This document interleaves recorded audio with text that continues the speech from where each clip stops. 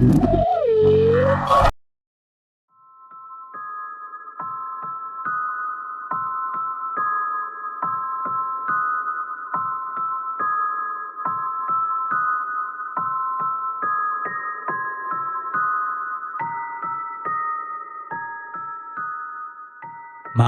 selalu terlihat sama bagi kebanyakan orang. Sunyi, gelap, dan terasa aman. Tapi tidak bagi mereka yang pernah mendengar suara tanpa tahu siapa pemiliknya. Di saat semua orang tertidur, ada cerita yang memilih untuk terbangun. Cerita tentang kehadiran, tentang bayangan, tentang sesuatu yang tidak pernah benar-benar pergi. Kamu sedang mendengarkan cerita dari mereka. Dengarkan dengan tenang, gunakan headphones, dan jika kamu merasa tidak sendirian malam ini, mungkin itu bukan perasaanmu saja. Tapi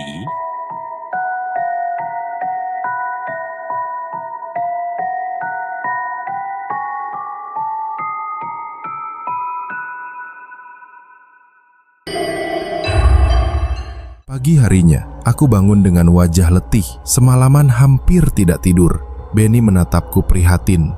"Sayang, kamu pucat banget. Kamu yakin kuat tinggal di sini?" Aku menghela napas. "Aku ingin kuat, Mas. Tapi kejadian-kejadian ini bikin aku takut setengah mati." Jawabku jujur. Benny memeluk bahuku. "Tenang, nanti sore aku coba tanya ke RT atau warga sekitar, biar jelas apa sebenarnya yang terjadi di rumah ini." Saat Benny pergi kerja, aku sendirian di rumah.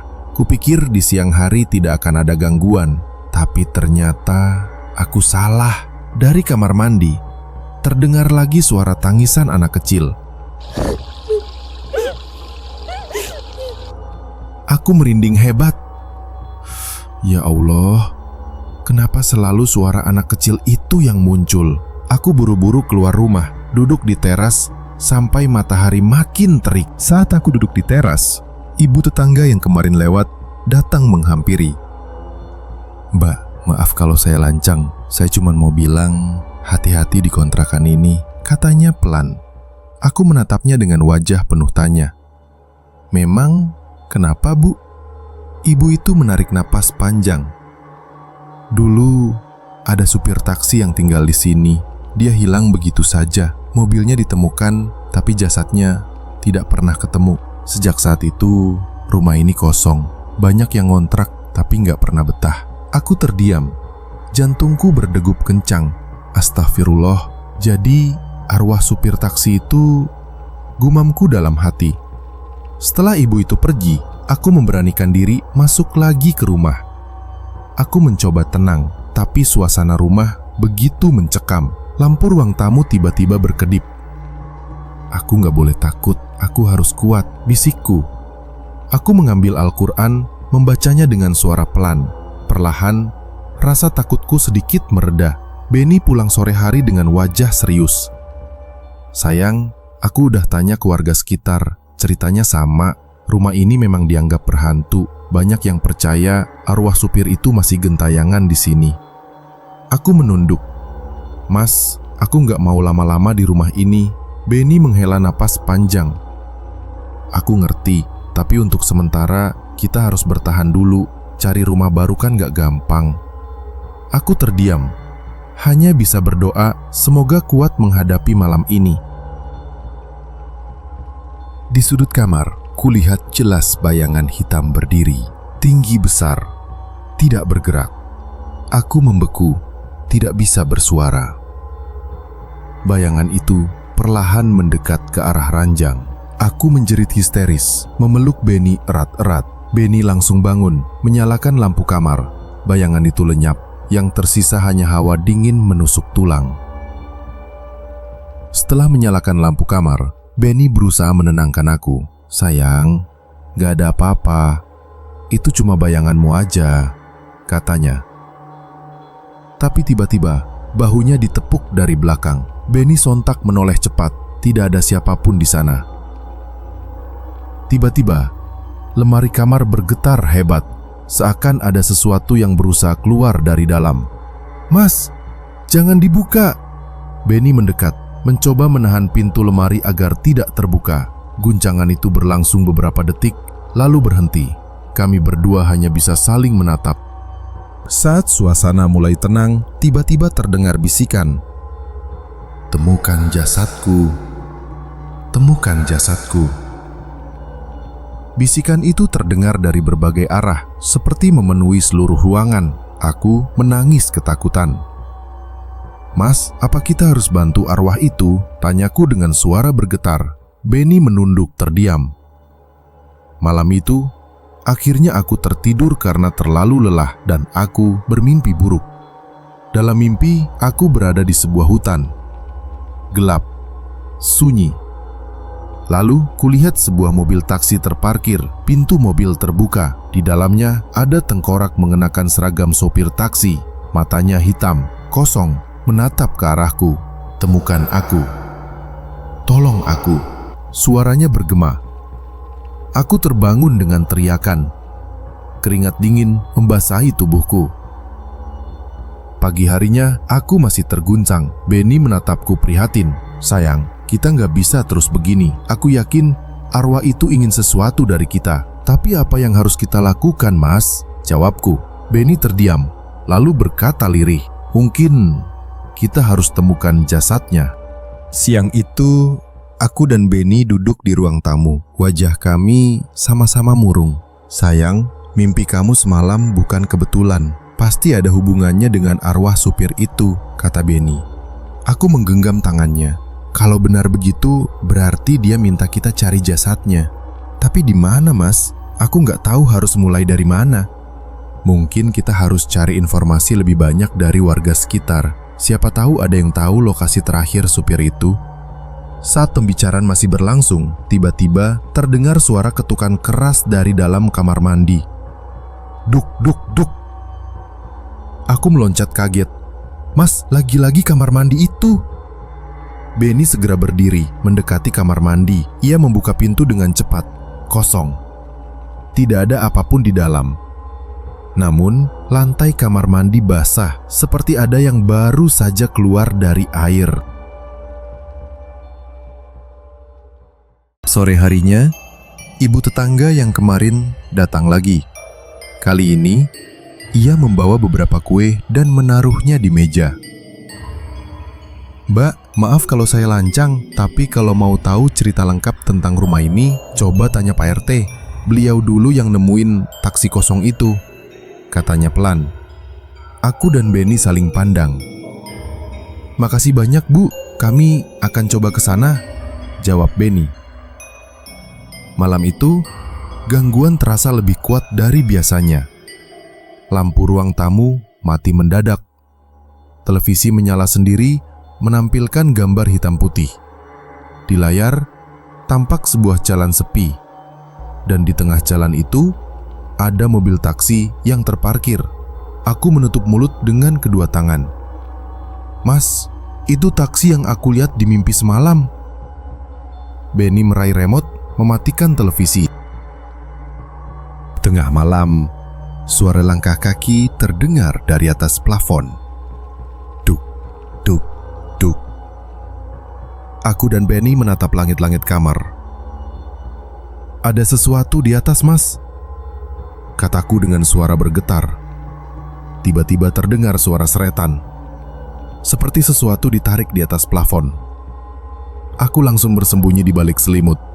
Tak sanggup lagi melihat. Aku baru saja mulai terlelap ketika suara ketukan terdengar di jendela kamar. Tok, tok, tok. Aku membuka mata lebar-lebar, menatap kaca jendela. Ada tangan pucat menempel di sana. Jemarinya kurus, panjang, menekan kaca. "Mas, lihat itu!" teriakku sambil mengguncang Benny. Benny segera menoleh. Tapi saat ia melihat, tangan itu sudah hilang. Beberapa menit kemudian, buku di meja tiba-tiba melayang lalu jatuh ke lantai dengan keras. Brak! Aku langsung menjerit lagi. Benny bangkit, mengambil buku itu. Sayang, ini udah keterlaluan. Aku yakin arwah itu mau bicara sama kita, katanya dengan nada tegas. Aku memeluknya erat. Aku takut, Mas. Dari luar rumah terdengar suara azan. Tapi nadanya aneh. Sumbang. Seperti orang menjerit. Aku dan Benny saling pandang. Mas, itu bukan azan biasa, bisikku ketakutan. Benny langsung mengambil air wudhu dan mengajakku sholat sunnah. Kami mencoba berlindung hanya kepada Allah. Setelah sholat, aku masuk kamar mandi untuk mencuci wajah. Saat menatap cermin, aku hampir pingsan. Di belakangku, tampak sosok supir taksi. Aku menoleh cepat. Tidak ada siapapun. Aku kembali menatap cermin. Sosok itu hilang. Tapi bulu kuduku berdiri. Tubuhku lemas. Malam itu sebelum tidur, aku kembali bermimpi. Dalam mimpi, sopir taksi itu menatapku tajam. Non, cepat temukan jasadku. Kalau tidak, kalian yang akan menemaniku di sini. Aku terbangun dengan keringat dingin, napas terengah-engah. Benny memelukku erat. Sayang, mimpi lagi? Tanyanya. Aku hanya mengangguk dengan mata berlinang. Benny mulai yakin. Pagi itu Benny berkata dengan wajah serius. Sayang, aku yakin sekarang. Arwah itu benar-benar minta tolong. Dia nggak akan berhenti ganggu kita sebelum jasadnya ditemukan. Aku menatapnya dengan mata lelah. Tapi Mas, kita harus mulai dari mana? Aku takut kalau makin dalam, gangguannya makin parah. Benny menghela napas. Kita tanya Pak RT hari ini. Dia yang tahu detail kejadian dulu. Kami mendatangi rumah Pak RT. Beliau menyambut ramah, tapi wajahnya berubah serius saat kami menanyakan soal rumah kontrakan itu. Kalian pasti sudah diganggu ya? Tanya Pak RT. Aku dan Benny saling pandang, lalu mengangguk pelan. Pak RT menghela napas panjang. Memang benar, sopir taksi itu hilang secara misterius. Mobilnya ditemukan kosong di pinggir jalan dekat hutan kecil di daerah sini. Jasadnya, Pak, Bapak tahu tepatnya di mana mobil itu ditemukan? Tanya Benny hati-hati. Pak RT mengangguk. Ada di jalan dekat kebun bambu, sekitar 2 km dari sini. Dulu polisi sudah cari, tapi tidak berhasil. Sejak itu, rumah ini selalu kosong. Aku merasa tubuhku merinding lagi. Mas, jangan bilang kita harus ke sana, kataku dengan suara bergetar. Benny menggenggam tanganku erat. Sayang, mungkin memang itu satu-satunya jalan. Tiba-tiba, saat kami masih duduk di ruang tamu Pak RT, lampu rumahnya berkedip-kedip. Klik, klik, klik. Angin dingin berhembus, membuat tirai bergoyang. Pak RT langsung membaca doa dengan suara lantang. Allahu Akbar. Ternyata dia mengikuti kalian sampai sini. Katanya serius. Aku langsung menangis ketakutan, sementara Benny mencoba menenangkan dengan memeluk bahuku. Setelah suasana mereda, Pak RT berkata, "Kalau kalian benar-benar ingin tenang, temukan jasadnya. Biar dia bisa disemayamkan dengan layak, aku dan Benny pulang dengan wajah murung." Malam itu, sebelum tidur, Benny menatapku dengan mata mantap. "Sayang, besok kita ke kebun bambu itu. Kita harus akhiri semua ini." Aku menggenggam tangannya erat. Meski takut, aku tahu kami tidak punya pilihan lain. Pagi itu, aku dan Benny benar-benar bersiap. Benny membawa senter, air mineral, dan mushaf kecil. Aku hanya bisa memeluk tas berisi pakaian ganti kalau-kalau harus menginap di rumah orang tua. "Sayang, kamu yakin kuat ikut? Kalau enggak, biar aku sendiri yang pergi," kata Benny. Aku menggeleng cepat. "Enggak Mas, aku gak mau ditinggal sendirian di rumah ini." Kami naik motor menuju kebun bambu yang disebut Pak RT. Sepanjang perjalanan, Hatiku berdegup kencang. Jalan itu sepi, hanya ada beberapa pohon besar di pinggir jalan. Dan benar saja, di satu titik, aku melihat bekas garis polisi yang sudah pudar. "Mas, ini kayaknya tempatnya," bisikku. Begitu masuk ke area kebun bambu, udara langsung berubah dingin, sunyi. Hanya suara dedaunan bergesekan. Aku merinding. Benny menggenggam tanganku erat. "Baca doa sayang, jangan lepas." Kami melangkah pelan. Senter menyorot tanah yang dipenuhi daun kering. Tiba-tiba terdengar suara bisikan di telingaku. "Di sini, di sini." Aku terloncat kaget, menoleh ke segala arah. Tapi hanya ada batang-batang bambu menjulang. "Mas, aku dengar suara dia," kataku panik.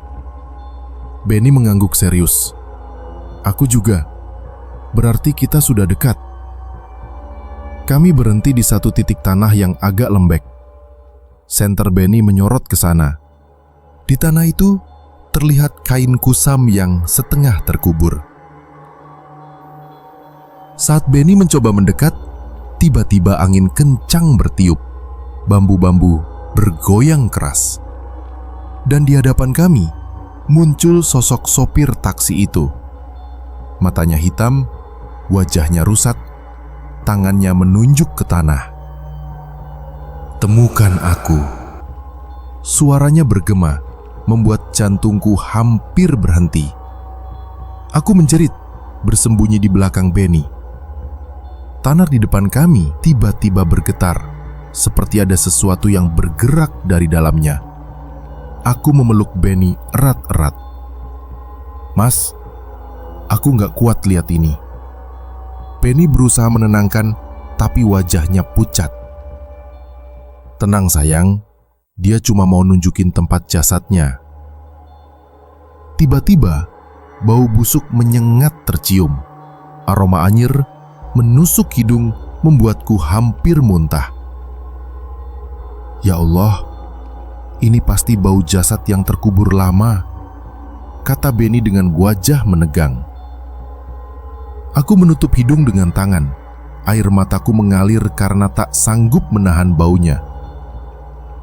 Angin dingin berembus kencang dari arah bambu, seperti ada puluhan tangan tak terlihat yang mencoba meraih tubuh kami.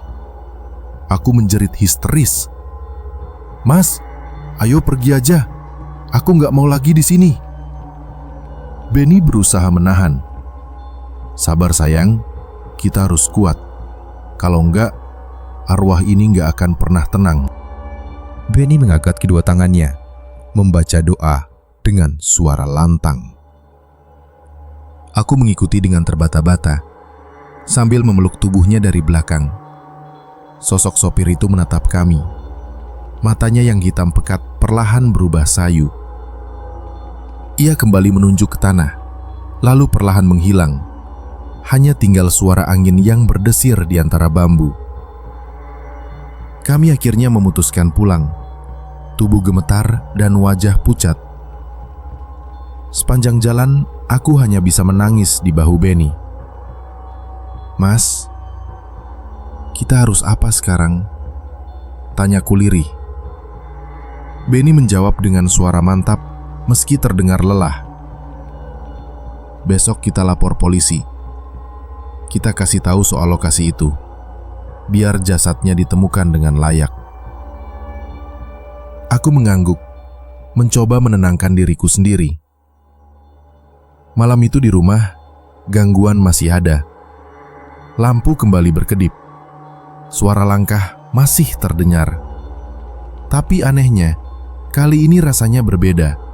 Tidak seseram biasanya. Seakan arwah itu hanya menunggu kepastian.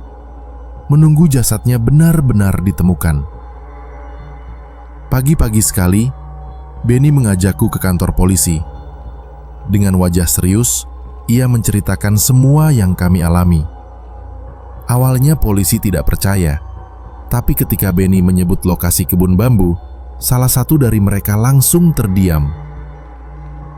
Itu memang tempat ditemukannya mobil sopir taksi yang hilang dulu, tapi jasadnya nggak pernah ditemukan, kata seorang petugas dengan nada berat. 2 mobil polisi ikut bersama kami menuju kebun bambu. Beberapa petugas membawa cangkul dan peralatan. Aku berdiri di belakang, tubuhku gemetar. Sementara Benny berusaha menenangkanku.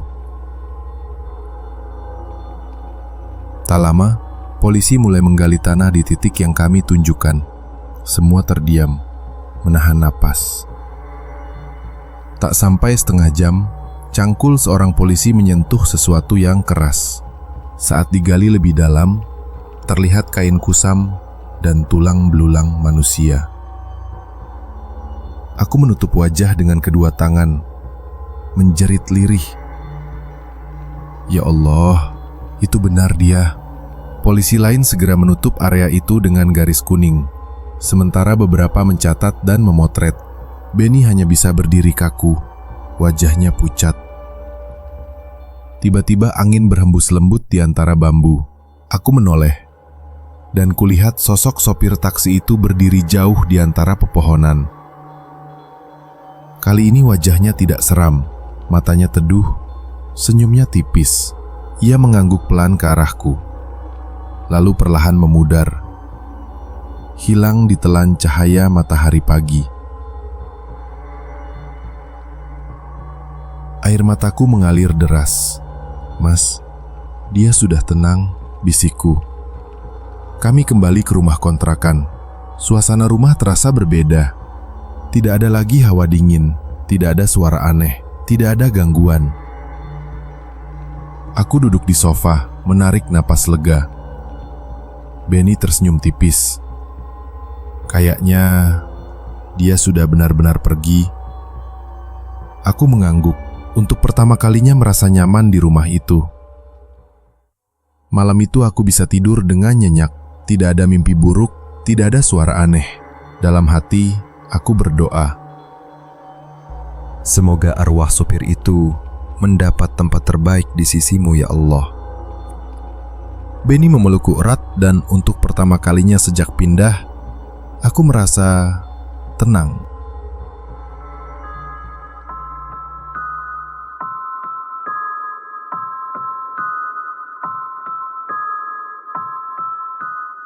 Cerita ini mungkin sudah selesai, tapi tidak semua yang datang benar-benar pergi. Jika setelah ini kamu mendengar suara kecil, langkah pelan, atau perasaan diawasi, ingat satu hal. Kamu sudah mendengarkan cerita dari mereka. Jika kamu tidak ingin sendirian saat malam kembali sunyi, subscribe channel ini, like video ini, nyalakan lonceng notifikasinya, karena cerita berikutnya akan selalu menunggumu.